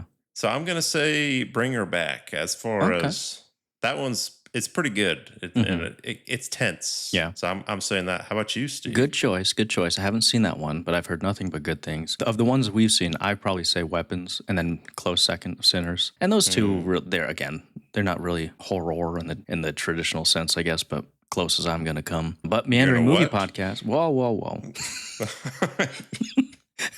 Meandering Movie Podcast, if you're listening, pose a question back to you. I want to hear on your next episode what your favorite horror movies are, and I look forward to hearing your answers. Sure. Next question, Chris. This one comes from Dallas Goes to the Movies, Instagram. Check him out. He's got a fun channel. He said, what's the best movie to eat McDonald's breakfast to? Probably, what was that one? Super Size Me? Ooh, that's a great answer, Just to really just put yourself down and just hard look in the mirror about how much of a slob you are, how you're dying, and a real eat-along. Yeah, I assume you're eating it at the actual high-class restaurant here. Oh, yeah. Got your iPad set up. Put your iPad, don't use AirPods or anything, have it playing so everyone. And then you could just like, if you go every morning, just eat whatever he eats, and they can really connect here. Oh, yeah. Be one with, what's his name, Jared? No, wrong Jared. Yeah, Jared Fogle. What's his name? Tom? Jeremy. That sounds right. Yeah, Jeremy. Kevin Bacon? Oh. I don't remember. Here's what you do, Chris. There's two avenues you could go on, in my opinion. Choose a feel-good movie, one that makes you feel good and warm on the inside to counteract the inevitable bubble gut that you're going to get. The bubble gut and hot snakes. So I'm thinking like a Ferris Bueller or maybe a 7 Pounds kind of feel-good. Is that a feel-good one? I think it's a feel-good movie. I've never seen it, but someone told me about, you'll probably lose 7 pounds after eating that McDonald's. 7 pounds in, 7 pounds out kind of thing, yeah. Or the other route you go in, you watch something that's equally detrimental to your gut as it is to your mind. So you're saying if you get that fillet of fish, you're watching Requiem for a Dream. It's just like a really awful movie to make you feel like your body and mind as horrible as it could be. Eden Lake. Or Megalopolis comes to mind too. Oh, yeah. Just something that screams, I love McDonald's. Yeah. McDonald's tastes best while wearing a dress. Or another eat-a-thon possibility is Return of the King. Just that scene with Denethor, though. Oh, yeah. Can you sing, Master Hobbit? Yeah. That's a good one. Just, A-B repeat that. And each time you bite, just time it perfectly with that. That's not a bad idea, Steve. You're kind of making me crave some Denethor and some McD's. All right, next one. This one is this one specifically for Chris from Butt Chugger 3000 says, "What?" Okay. Why are you gay? Oh, well, it's not why, it's when. Oh, and comes who. out. And You get flare-ups, huh? Where? I don't know, man. I've been asking myself the same question for 30 years. 2 questions from Joe Bob Jones. And he says, how many beans can Mr. Steven fit up his nose? And to that, I say, depends on how good your manners are. How big your pocketbook is. That's the answer. That's a definitive answer there. And then his next question is, what's the best, worst movie you've ever seen? Something that's so terrible that transforms it into greatness. Ooh, Great with an 8. That's good. That's a good one. That's a good question. Trying to because there's some movies that are kind of purposely bad and it's fun. So I'm not counting those. Like, you ever seen Velocipastor? No. Pastor that's a velociraptor? It's exactly that, actually. He's that just sounds like a fun time. It is a fun time, but you could tell they're purposely being goofy. But I'm thinking like Wicker Man with Nick Cage. That's the one I said, Christopher. Oh, really? Yeah. It's super funny and weird, but you could tell like the director. I mean, I've seen some of his other movies where it's just like he's going for it and it's just hilarious. Yeah. That one's got a lot of good lines. A lot of quotes. good lines. Also, Jason X. You seen that? Oh, yes. I watched it with you. That's a good one. Mm-hmm. I'm sure it's not that serious, but I don't think they meant for it to be as Silly as it is. silly and funny as it is. Yeah. So I think I'm going to go either of those. Mm-hmm. Good answers. Great answers, Christopher. I had The Wicker Man as mine. Wicker Man, all right. Yeah. A lot of it for the nostalgia, too. Mm. Great times watching that movie. What's in your bag? You got a shark or something? Great movie. Great movie. And you're the biggest liar of them all. I am warning you. You tell me another and I'll arrest you myself. That is a promise, Miss... Rose. Sister Rose. Of course. Another plant. Rose. Show that to your girl. See what she thinks of you afterwards. Step away from the bike. You know what they need to do to revitalize this franchise? I mean, not that it needs revitalizing because it makes money, but to pique more interest, they need to have an Avengers-style team-up where the nun, the Annabelle doll, whatever ghost they found in a tunnel this time, they team up. Oh, together. It's always There's a greater evil. There's a greater evil, yeah. There's always it's based on a true story, whatever. Just like the Strangers was, quote, based on a true story. And so they can really take some creative liberties here and just do it, man. Just make it stupid and wacky. They could do like a Freddy versus Jason, where you get an Annabelle versus the nun. Mm-hmm. Or you do it from their perspective. Do it from the nun's perspective. And the Warrens are the bad people. He's just trying to live. He's like, I just want to live. Listen, I've been trapped here for centuries. I just want to get out of here. You could do like a Toy Story 3 where they're trying to escape and they're falling into the lava, whatever, incinerator. And that's them. They're just trying to get out of this hell. And these two SOBs are keeping them away from them. Yeah, we didn't choose to look like this. This is our only method of communication. And you guys aren't getting it. That's why I got to throw tables all over the place. That's why I got to kill Fred, because you're getting it. I'm on the ghost side. I think we're onto something. And you can throw in like get Keanu as Constantine, get Shia LaBeouf. I think he was in one of those. Throw them in there. Van Helsing. Ooh. I mean, did he ever do ghosts? Yeah, kind of. Close enough. I mean, throw in a Dracula or something. Hold on, I got to write this down, Chris. I know. We're having our It's Always Sunny Philadelphia moment. Should we make a movie? Should we do this? Yeah. Yeah. You ever see The Haunting with... On Hill House? No. Liam Neeson, Owen Wilson. No. That was one of those ones that scared me to death as a kid. Because the plot of that, if I recall, is they were like, oh, we're going to have you come to this mansion and do a study. They thought the study was on sleep, so they got a bunch of insomniacs. But in reality, the study was on fear. So they kind of did a fake. They were trying to booby trap the house, trying to scare these people with fake ghosts. But guess what, Steve? They ain't fake. Ooh. There's real ghosts, and they're real scared. Ooh. Liam Neeson and Owen Wilson, you said. Well, and I think it's got like Catherine Zeta. What a combo. It actually had the mom from the first Conjuring in it too, I believe. But that was one I watched as an adult, and I was like, how did this scare me ever? And it was like before I was totally desensitized, but fun premise. Step away from the bike. I'm not crapping on it. It's fine. I gave it, it's a right down the middle, right down the barrel. Sure. I was slightly entertained. I mean, 5 out of 10 is a failing, 50% F, but right down the middle, grade according to half Steve. Full, in my opinion, Christopher, because D's, it's not even, I was going to say D's get degrees. D's don't get degrees. What does this get? D's nuts in your face. That was very good, Christopher. Nobody's talking about it. You were right, Christopher. We took a I don't misstep. think anyone will watch this, or I don't think anyone's going to watch it. I'm sorry. Maybe we took away the 2 viewers that we possibly could have shifted their way. But maybe we're both crazy. I feel like we're too in sync. Too Justin Timberlake. To whatever Lance and Bass and the Nick Furtado, someone else. We finish each other's. There's probably Carter in there. We're too in sync, is what I'm saying. Yeah. We always have the same ideas. On when we talk the same time. We finish each other's milk sandwiches. Yeah. Step away from the bike. Yeah, so not looking promising, but other studios, I think Disney might have a bid for it too. All this to say, Monopolies, I played that game. Yep, gotta trust the railroads. Oh, yeah, gotta trust the railroads. So we're saying they're getting Park Place and Boardwalk here if they play the cards right. They'll get the blue squares and the orange squares. There's some yellow that are pretty good, if I recall. Some pink. Maybe some red. Yep. Baltic. Straight to jail. Straight to jail. Do not pass go. Mm-hmm. You know what's fun, Christopher? When I play Monopoly, and since nobody listens to this, I love cheating in Monopoly. Oh, yeah. I always volunteer as that banker. Oh, there you go. Just slip some cash in your pocket, I know. and somebody says, will you buy this property? Yeah, I got $4,000. Yeah.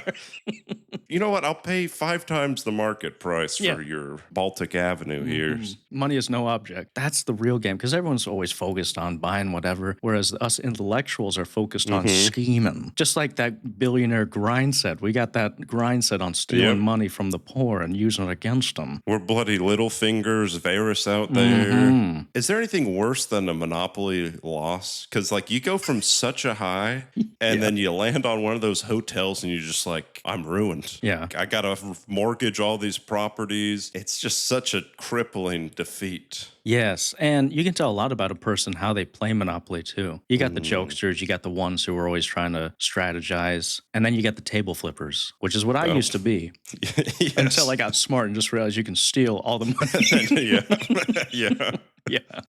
Step away from the bike. But how about you, Steve? You seen anything? I haven't seen anything of note. I have seen most of, I'd say maybe 60% of that Blackberry movie with Glenn Howerton. It's been showing up on my feed. You remember it's the history of Blackberry. I'm sure you've seen a trailer or something of it. Are you with Dennis? Yeah. Really? Yeah. He's from I Waterloo. remember hearing it. I didn't know he was in it. Yeah. It's great. It's actually It's really... a show? It's a movie.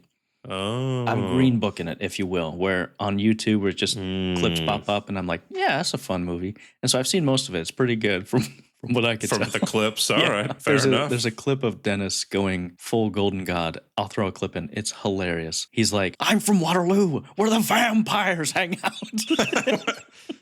I'm from Waterloo, where the vampires hang out! I don't know the context. Even if I did watch the movie, I still need some context. But you haven't thought about the smell. Yeah, it's great. I'm not allowed to. I'm not allowed. Tools. I have my tools. Bind. I like to be bound. Fetish. Step away from the bike. I did watch a film. Oh. The Smashing Machine, Christopher. Oh, we're talking Falcon Punch here. Yes, Six Force Bros. All right. Now, what I like about the Smashing Machine, it's got Dwayne Johnson. It's got Emily DJ Blunt. Sure. Directed by Benny Safdie. It's a quasi-biopic, kind of, about Mark Kerr. Brother of Nick, I assume. I thought you were going to say barely know her, but that one was better. That too. Good job. Step away from the bike. All right, Tron Ares takes place in our modern world, and things have developed. You got bloody corporations fighting and bickering amongst themselves. Jeff Bridges, he made a company, and it's now in the hands of Eve Kim. And then the competing company with Evan Peters, little creep Quicksilver Man. Sure. Bloody everyone's after the permanence code. Yeah. Because they be 3D printing Tron stuff nowadays. They just be doing that. Very nicely. Evan Peters, he can only print his stuff for so long. And he's like, I gotta find this code. You gotta figure out how to do this long term. And so everyone's after it. Everyone's gotta find it. Before time began, there was the permanence the permanence cube code. Jared Leto. Fogel. He's the master commander control of the Evan Peters thing. Evan Peters is like, hey, Jared, could you go get the code for me? And shenanigans ensues. That's the story pretty much. It's a chase, fetch, whatever, MacGuffin, right? Sure. What does MacGuffin mean exactly? Oh, you twit. Chris, or ignorant slut. It's like the thing that needs to move the plot forward. It's something that's everyone's after, you know. It's the What's the contrived origin? thing. Oh, where does it come from? Yeah. I think 1950s, Ronald McDonald had a tie-in with Hollywood. And someone misspelled McMuffin wrong. So they're like, give me that McGuffin. And then they made a movie about it? And then it just coined that term. Everyone's got to get that McGuffin McMuffin. Do you think we can go the rest of this podcast without bringing up another movie besides Tron Ares? Like just talking about Yeah, Tron just not Ares. mentioning like, oh yeah, in this movie. No reference to nothing else. What's the bet line? I'm going to say 3 minutes. All right, I'm going to do my best. And I bet we're probably going to forget about it by then. I'm and not it gonna won't forget. ever be brought up. I'm not going to forget. All right. Well, someone comment, let us hold us accountable because I'm Big totally Di, let us forgetting. know. Thank you. Shout out Big Di. Here we go. Spoiling, I guess, from now on about Tron Ares. Tron Ares. Who directed this movie? Someone probably. I'm too lazy to look it Joachim up. Ronning. He did hit films such as Young Woman in the Sea, Maleficent, Mistress of Evil, and Pirates of the Caribbean. Dead Man Tell No Tales. And I just realized we lost already because I just said 3 other movies. Okay, starting All now, right, we're going to do it. All right, Let's do it. Okay. And it starts off and you're in the source. What do they call it? When you're the Tron. They're in Tron. They're in Tron? Yep. They're inside of Tron. Jared, whose name is Ares. I was like, what's his name? Oh, can't think of it. And he's talking to a face like in that other movie with Zordon, Power Rangers, I was Snow thinking White, of- Wizard of Oz. You're saying the movies. I just mentioned so many movies. I was like, I was going through all this. Yeah, he's a soulless creep in real life and this movie. So I guess life imitates art or vice versa. He's an AI, and the whole exploration of this movie is like, what if AI had feelings? Wait, if AI what is wants to feel? AI short for again? Artificial insemination. All right, touche, fair enough. Greta Lee is Eve Kim. She is in like Antarctica doing her dead sister's work, finishing her work, and she finds the source code, the continuous permanence code. Get it right, gosh dang it. What Julian can do, Evan Peters, is he can create with a 3D printer, but it only lasts 29 minutes. Which is plenty of time, if you ask me. Then after that, they just die. They disappear. So they can bring Ares in the real world for 29 minutes, and then after that, Not a second disintegrates. longer. Yeah, so he gets sucked dry back into the Tron. Sucking them dry. That's how. And what I really liked about this film, Chris, is you got Evan Peters. He's the kind of CEO of Dillinger.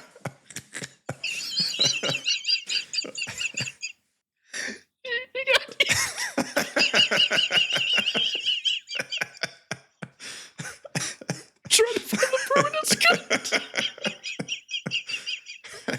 I'm so tired. Trying to find the permanence code. Trying to grow trees and crops for everyone. His main thing is he's trying to build an army because he can actually bring Ares into the real world. I don't remember how long is it? 29 minutes. 29, not a second longer, Christopher. Yeah, so speaking of 3D, was I just a dumb kid? Yes. Or did they make 3D movies worse? Because in my mind, I remember watching like Spy Kids 3D, Journey to Middle Earth. Not the name of it, but sure. I remember watching those, and there'd be scenes where like I literally thought the screen was attacking me, and I'd like jump. A couple of things. Your frontal cortex was not developed enough at the time of adolescence. So, of course, your smooth, pea-sized brain was like, oh, T-Rex is coming right at me. Shoot. And immediately after, I'm like, I hope they don't do a sequel. I don't want to learn more on this story here. If they do another one, just do something different. But but the whole time, I'm like, this is fun. And yeah, that You keep that long pause in. keep Real time. Don't you dare cut that. I felt like there was something. You're going to try to cut it? I'm It was a going good to cut 10 it. seconds of him staring. Don't you dare cut that. You keep this in. Sorry, I just I shut off. I powered You're down. Step away from the bike. But yeah, I wouldn't make a movie about The this disparaging whole- gap yeah. between millionaires and people who wait in line for 2 hours as a job. It's very preachy, and I didn't like that part of it. But if you can separate, Christopher, the art from the artist and the lackluster message at the end. Yep. Listen to R. Kelly, still Bill Cosby, my favorite. I get it. Yeah. Jello pudding pop. Yeah.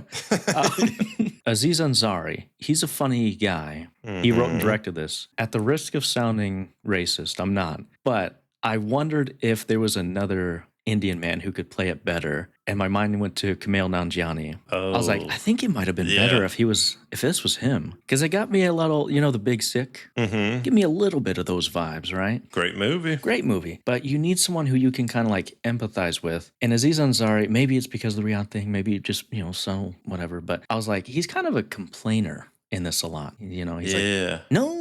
That was pretty good. Thank you. But it's like, I don't really feel bad for him all that much. Is that my bad, or what do you think? No, I didn't really feel that bad for him. I mean, I felt more bad for Keanu personally. Yeah.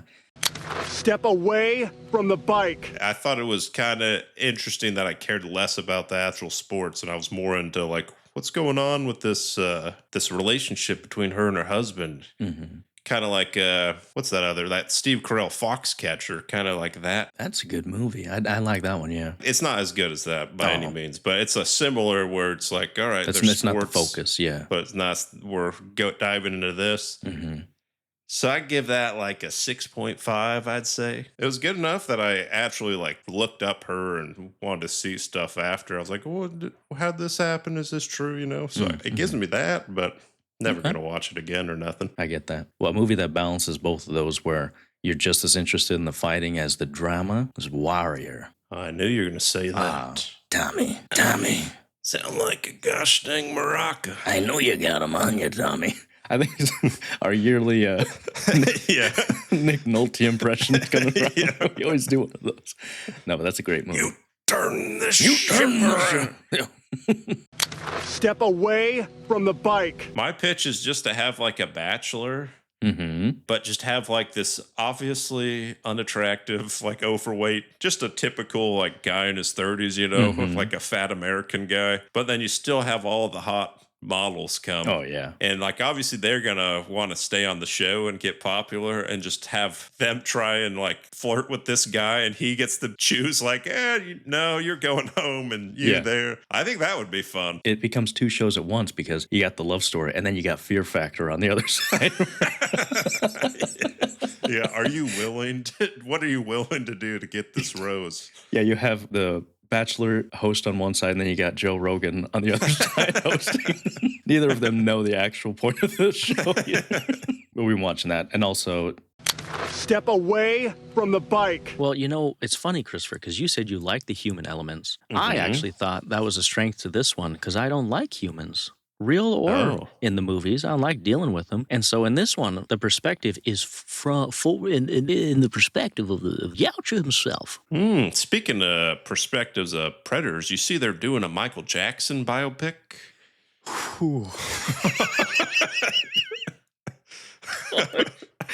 That caught me off.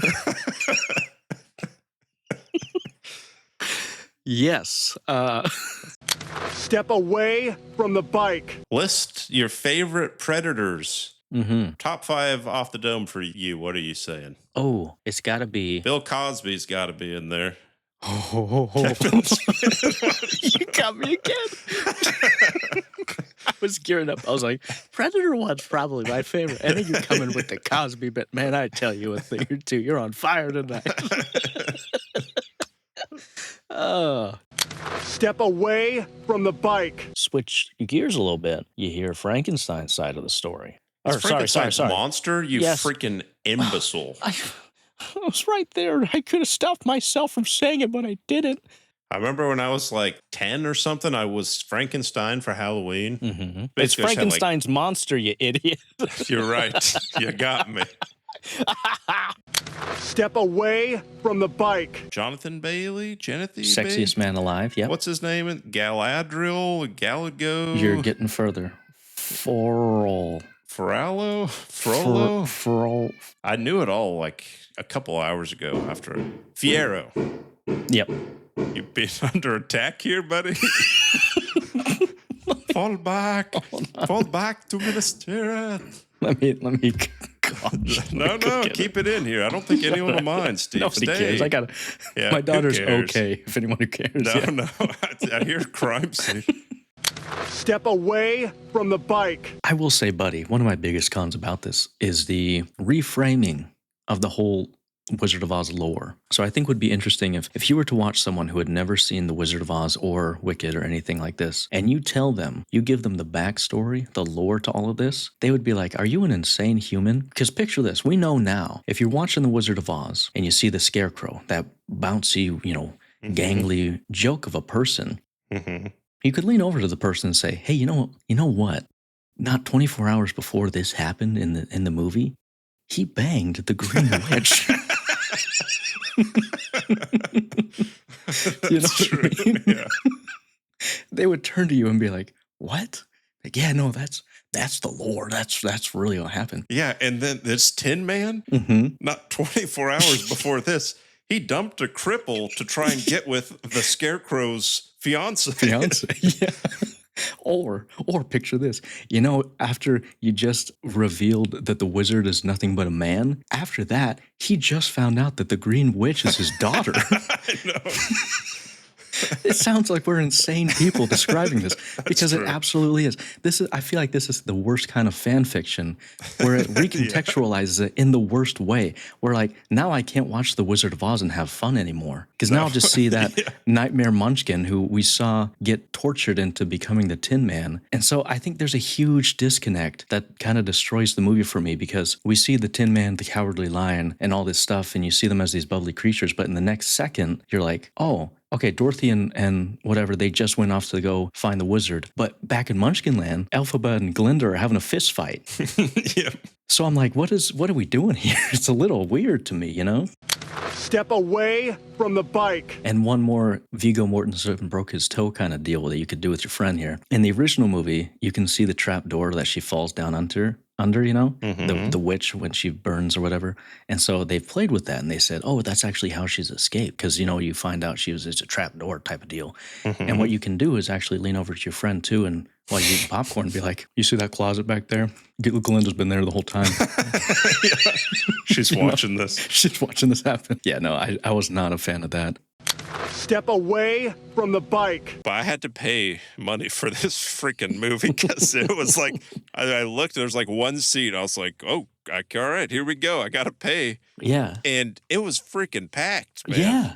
And the range, you get like a bunch of these like 3-year-olds and then you get like groups of like high schoolers and then you get like guys in their like 20s and 30s and 40s. Like it's all packed, man. Yeah. Was that how your theater was? I've never been to a more packed theater this year. It was crazy. And it was a late showing. Like, it was late. And there were 5 empty seats. I had to pick one. I had to sit in between a dude. He took his shoes and socks off next to me. I didn't have a fun time. There was just a rowdy crowd. Oh, yeah. Mine was like, there was no theater etiquette whatsoever. Oh, yeah. It was crazy. Honestly, Chris, like, I think this is why I gave it a 2. It's because I came to the realization that, I'm getting on in life and I'm at that season where I don't get it. Yeah, that's yep. There's kids, they're hooting, they're hollering, they're pointing at the screen, they're jeering, they're sneering.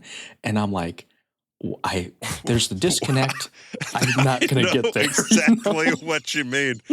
There's this scene where they like pull out a teddy bear. Yeah. Do you know what? And everyone freaking laughed their mind. They're crowd surfing. I'm like, he just picked up a teddy bear. I was like, it's like Michael Scott. I love inside jokes. I'd love to be a part of one day. Because throughout it, there's just a bunch of things where they'd say it, and just literally everyone but me is just cackling. Yeah. Yeah. This movie, people are just talking throughout. Like normally, it's like someone like whisper like, I think maybe this one. They'd be like, he's going to die, I think. Like people are just like, oh, run. What are you, crazy? Just people just talking to like people 3 rows behind them. Yeah. There's people next to me just talking to one another. At first, I thought it was like kids talking because the people behind me were just yapping the whole time. And eventually I turn around and it's like these like 30-year-old women. And I'm like, what is... Yeah, no, I mean, we probably were in the same theater, it sounds like, because right there, the chick 2 seats away from me, at every reference, she would turn to her friend and point at the screen. And I'm like, what else is there to see here? What are you pointing at? I feel like I'm crazy.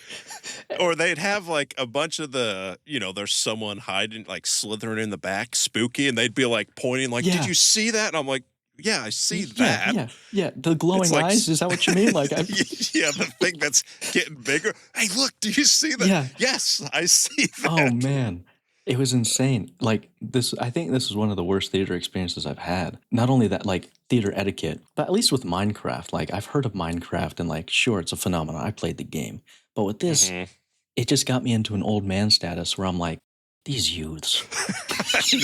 I don't get it. Yeah, and I think I just got mad at myself that I'm.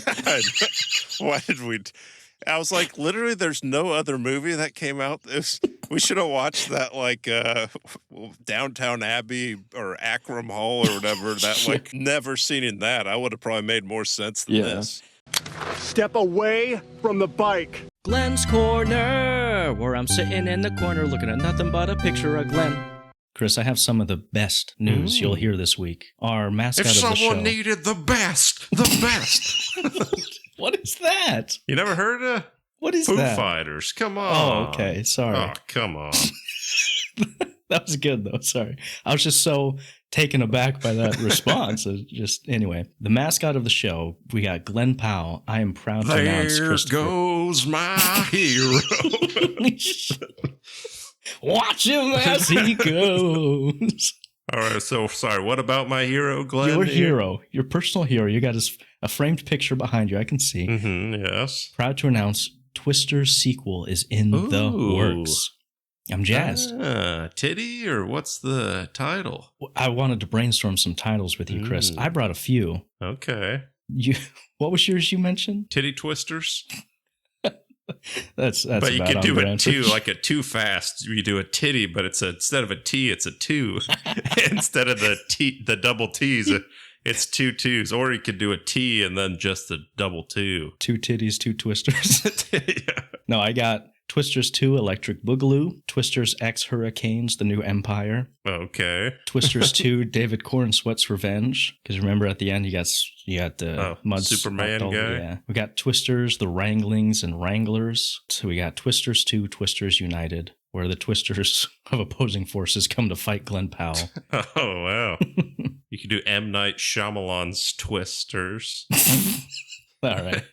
He did some yoga before stretching there? Goodness. Step away from the bike. Glenn Powell and Lily James break into a fit of giggles as they leave BFTA's party together. You know Lily? Lily James. Was she in Yesterday? that movie? Deborah. Sure, yes. Saying good chicken. Baby Driver, got right? a thing. Yeah. Yes. She's in that. She's in something else and something else. But that's basically Cinderella. what I Yeah. So are you saying? Are you theorizing here, Christopher, that our boy has found? He might have found love, but they say there was no PDA shown. They just saw him giggling. He's just. It starts with giggling. I know. That's how it starts. That smile. That's how he gets you, That's how he got us. That's how he got us. That smile. That darn smile. Supposedly he's been single since his breakup with Gigi Paris. Don't ask me who that is in 2023. Who's Gigi Paris? I don't know. Some sort model and or influencer. Yeah, I mean, she must be important. They named a whole city after her. That was not my best. I'll take it. You've had some good ones this episode. Thank you. I am actually proud of that rock one. I am too. Let's roll the tape back again and hear that again. Can we get a flashback of that here? Yes, he's got one leg. Does he? I never seen it. He's got one leg. I don't know. I'm not laughing about the one leg. I'm laughing about him. How no, you're laughing at amputated rock here. Sure. Yeah. Scissors won that fight. Very good. Hey, that was a really good joke. Thanks. I'm really proud of you. Step away from the bike. Glenn Powell just launched a condiment brand, and it's coming to Walmart. Smash Kitchen. Smash Kitchen, huh? So my crippling dyslexia heard you say condom brand, and my heart was fluttering, Christopher. Oh, yeah. Smash Kitchen. I think it works both ways. Yeah. Condiment brand. So we're talking buffalo sauce, barbecue sauce, bloody mustard, all they like. Ketchup. Is it going to be like Paul Newman's face but instead of Paul Newman, it's going to be Glenn Powell? Who's to say, but... Yeah, I got to get that, man. I'm going to sound like a real idiot, but when I was a kid, the Newman ranch dressing sauces? Sure. I always thought that was George Bush. Until I was like a little too old, and then I was like, oh, it says Newman because it's Paul Newman sauce. Oh, all right. Step away from the bike. Remember a few weeks back we talked about Glenn? He's got a little condom mint. Yes. Brand. And they asked him, why are you doing this? Why are you up with these condom mints? And he said it's all his family and his Texas roots.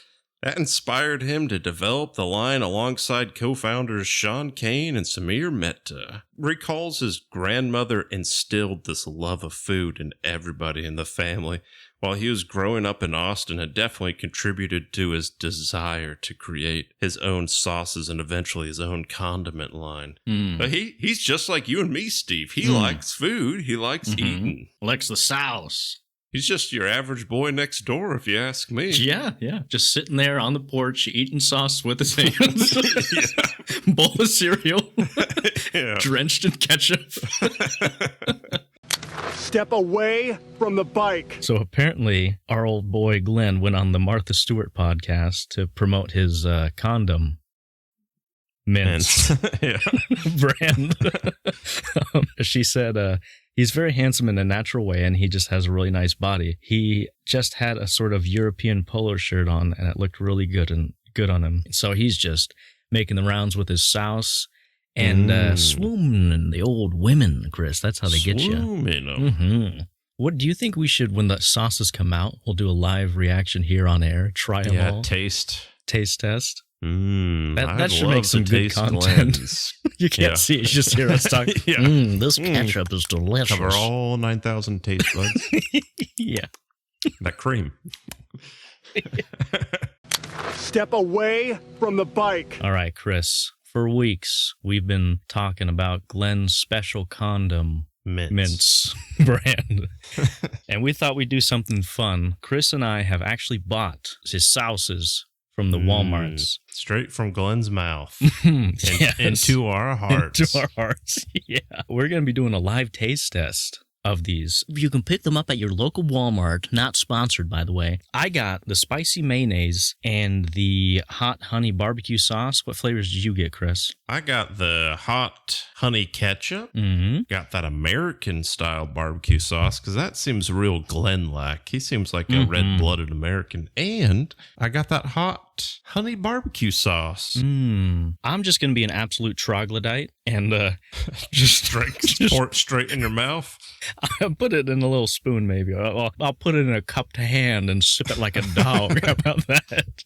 The spicy mayonnaise is pretty good. It's got a little bit of spice. That would go great on like a lettuce wrap. You're trying to bulk up, cut the carbs down. Yeah, it's pretty good, actually. It's a good alternative to like your regular mayonnaise. I love me some avocado mayonnaise, but this is like a solid 9. I would put this on a sandwich, a wrap, eggs. I don't know. It's good stuff all around. All right, I'm going in on this American here. Tastes real American.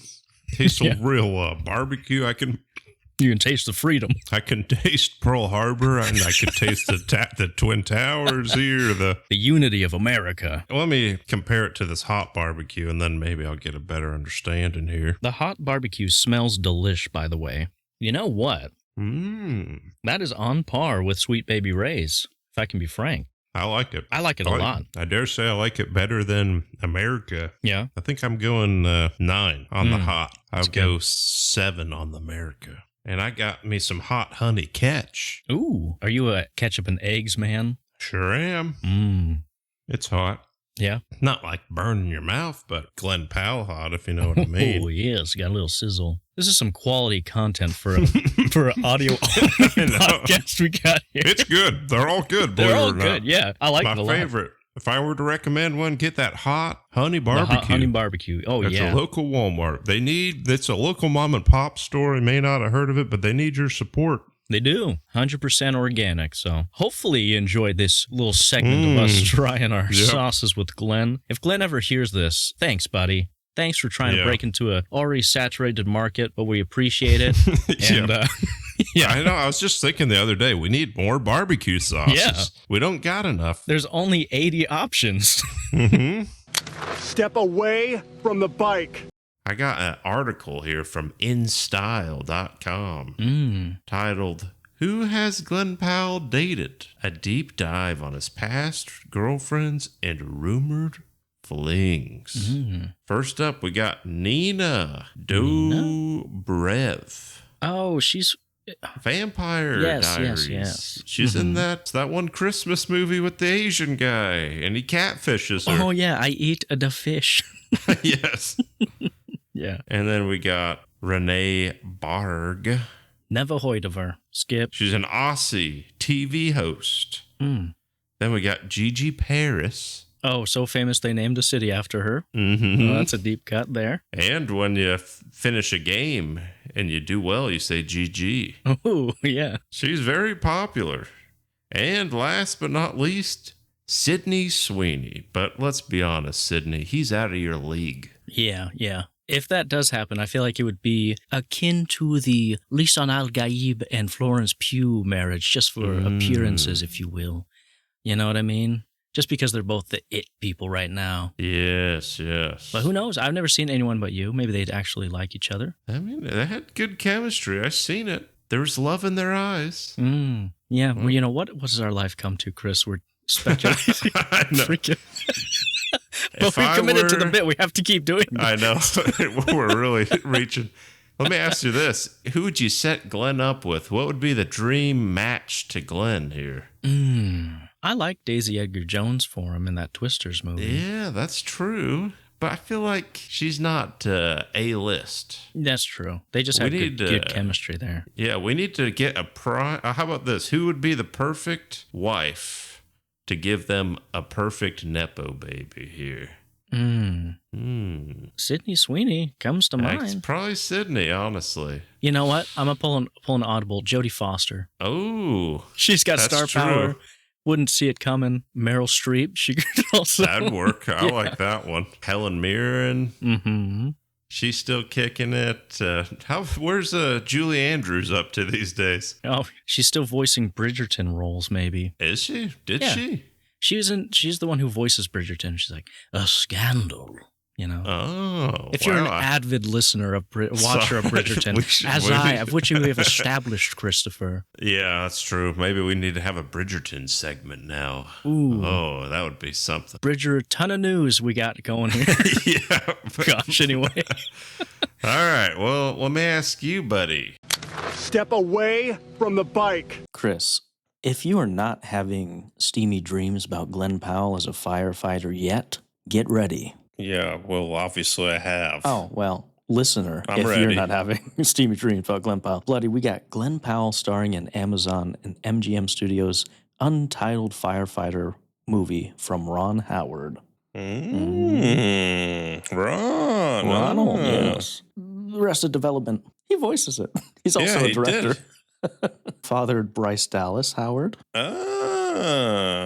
It says the script follows desperate childhood friends, now elite firefighters, who must rekindle their fractured relationship when a series of deadly fires sweep across Texas. I'll do you one better. Let me give them a word of advice here. Instead of saying rekindle the friendship, they've got to rekindle that flame. Oh, look at you, off the cuff. I like it. Glenn, he's had experience putting out fires. I mean, everywhere he goes is a heat wave. Oh, he did it again. I know. Very good. Very good. I'm on fire.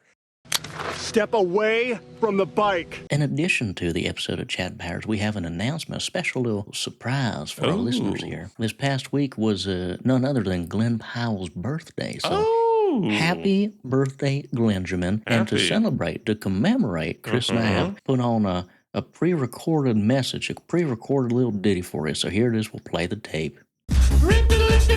It's your birthday.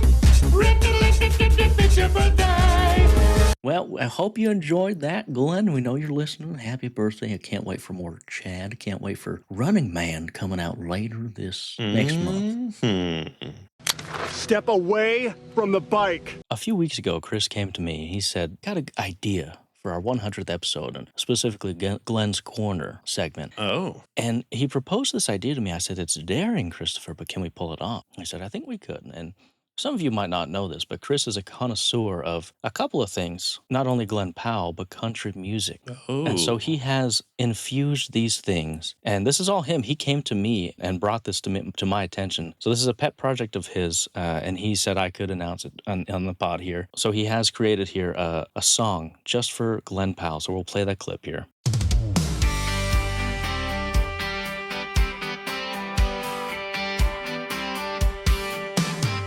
Well, he walked the red carpet in boots and blue jeans, made $1 million blowing up Hollywood scenes. Got that Texas charm, that easy slow draw, looks good in a fighter jet or leaning on a wall. He's not their gold star, he's not their high king, but he's the hunk of burning love that this heart will sing.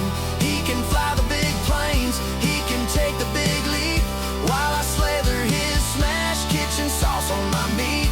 Yeah, I don't care what the fancy folks all decree. Glen Powell is the sexiest man alive to me.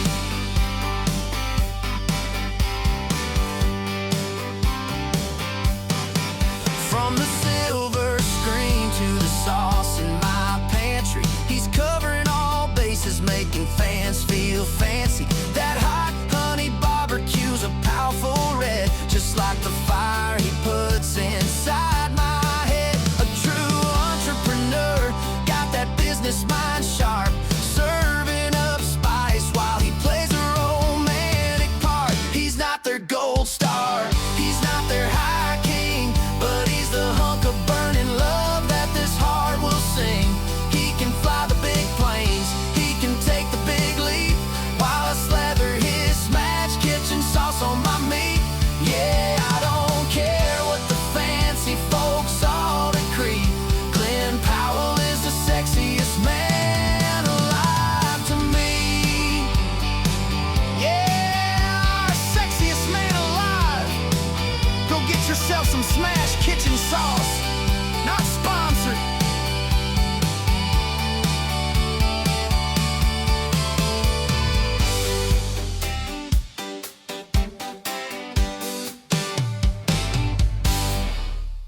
So that's it. That's it, huh? Yep. So for those of you listening on Spotify or whatever, if you go on YouTube, we put together a little thirst trap video for you on there. It's a very tasteful, very well. Yeah. Won't look like super creepy in 5 years from now. But yeah, just Chris, he wanted to do a tribute to Glenn, and I was like, it's a perfect opportunity. The stars have aligned, triple dig, and we're talking Running Man. So I was like, let's do it. And I'm so glad you came to me for it, buddy. Chris put so much passion and energy into it, and it turned out real good. So it was something very controversial, but so brave. Very brave. Yes, indeed. Hold on. I'm sending you the video of Glen Powell, of the video. And I want you can react live now that you've seen it. Am I reacting? Are you going to put this on the pod here? Maybe. I'm reacting live. Dirty Mike in the voice. Wow. That's pretty good. Yeah. If I do say so myself. Good job, buddy. Yeah, you're welcome. I showed my wife that, and she's like, listen, it's funny, but do I need to be worried? And I was like, no, listen, like, because she doesn't listen to this. She doesn't really understand why I get obsessed with Glen Powell. Normal. Yeah. And so I was like, no, it's a bit. And she's like, are you sure? Like, yeah. I was like, no, it's like, we've committed to the bit, right? You're going to come home one day and there's going to be like 20 people with chairs in a circle. And like, thanks for joining us, Steve, here. Yeah. Did you just like have AI make a song, or how did you do that? Yeah, dude, I know it's destroying our environment, but like, all I did was type in like some lyrics and then say, I want this to be a country music, like stadium anthem. And then it just popped like 4 different versions. And you can just like edit it. And you just add the clips yourself, or they do that for you too? I did the clips myself. Oh, hey, look at you. Do you have to pay for the No, man, music? It's free. How you get past it though, let me tell you a thing. Like, you do have to pay if you want to download it, but there's a Chrome extension where it's just like audio capture. So whatever's happening in Chrome, it captures that audio for free. Get the big brain on Brad Look at the here. thieving piracy on Brad here. Yeah. Wow. Step away from the bike. Well, Chris, we did it. We got through another episode. We're proud. A couple of just friends having a good old time. And shout out Big Die. I know you're listening. Yep. Number one as fan. usual. Thank you so much. You can check us out on Facebook, on Twitter, on Instagram, on TikTok, Spotify, Apple, Amazon. We're on Farmers Only. We're on Homestar Runner. We run that site now. Yes. What else we got? We got Call it Homo Star Runner. Hey, there we go. What else? And if you really want to help the channel, open up a tab. Just have one of our playlists playing in the background. Boy, wouldn't that just be just a help You for really us. want this, huh? Yeah. Nobody listens to this last part anyway. Who I know, cares? that's true. Yeah, I could. Steve's gay. I'm. Hey, wait a second. What? No one listens. You're right. Your right. secret's safe with us. 4 people that are still listening here, Steve. Yeah. What else you got? I stole some granola from Walgreens back in 2007. I still never paid back. Have you ever stolen anything? On a more serious note, Christopher. I have stolen granola from Walgreens. Oh my gosh. No, it wasn't Walgreens. What's He that other admitted place? He admitted. It was what's that one? Safeway? Not Safe. Walgreens. Winco. That's Oh, what it's called. Winco, yeah. It was one of those like, oh, I forgot to write down the number, and I'm all the way at the checkout. I'm not paying for that. And then I got out of there. Yeah. We've been there. How about you? I've stolen a couple things. I'm a little klept. I mean, I've stolen things on accident where, like, you accidentally not scan a thing. I mean, that's what the self-checkout's for. It's to choose your own adventure where you get to... Exactly. Yeah, that's what I'm it's not for. paying for that. That's a suggestion there. Anyway. When I was like 6, my brother is like, go steal those Pokemon cards. And I was like, all right. So I stole it. And I opened them in my car. I was in the back row. And it was those like holographic. It wasn't like the typical one with the +2 blue or water and the ones I could battle with. It was some dumb holographic. And I was so mad I just left them in the car. And my mother, she saw them. And somehow she knew. She's like, you steal these cards? And what? No. She was like... Well, I know you asked me 10 minutes ago if I could buy them for you. And now they're in the car. I'm like, what? Coincidences happen, mother. What? No. Yeah. Do you think you would steal more things if it wasn't wrong? Yeah. I don't know what you're talking about. And then she made me pay them back. It was the most humiliating thing. She was like, made me... I don't know, work around, earn up like $3, go back to that JCPenney. And I remember like standing in line because you got to wait for the checkout. And I got I got the cards and I got the cash. And I'm like seeing all this like, it was a pretty long line. And I was like, dang, at least I'm not the only kid that's stealing. Like, I just thought everyone in that line was with their mom they having stole something and they had to return it back and get ridiculed. And I remember handing it to the lady. It was just some like 19-year-old girl, which is just like, I don't have time for this. I can't take this. Like Forget about things like stale. Anyways. Anyway. Thanks for listening. Yeah. Have a good week. Bye.